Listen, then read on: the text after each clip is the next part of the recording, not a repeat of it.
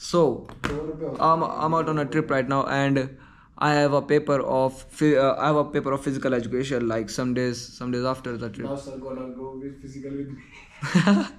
And when I was introduced to the subject of physical education, I was very interested and I was very excited and had a lot of curiosity about the subject, like what are we gonna do, because physical education literally means that you have to do something physical from your body.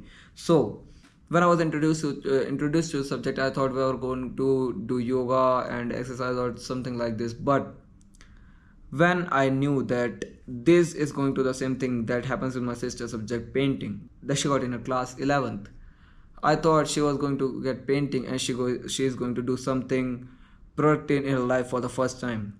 I thought when she will learn paintings, oh, I will learn painting too. But what I knew was they are going to introduce the subject painting, which is none other than just reading the history of the painting.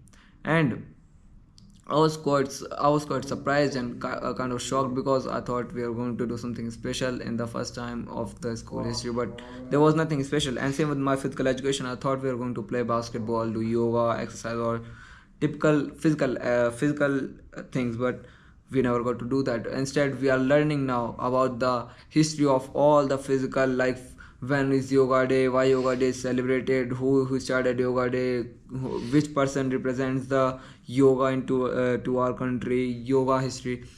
So I think that's a very big problem in Indian education system, which just makes you learn more and more, and do nothing much about all the things that you learn.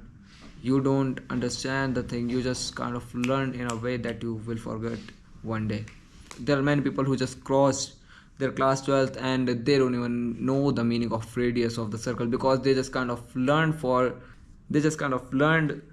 a certain time, and they have not forgotten, because it didn't mean anything in their life. They didn't learn it for a certain meaning and for a certain importance. So I think there's a very fragile loophole, which fragile loophole कुछ मतलब हुआ.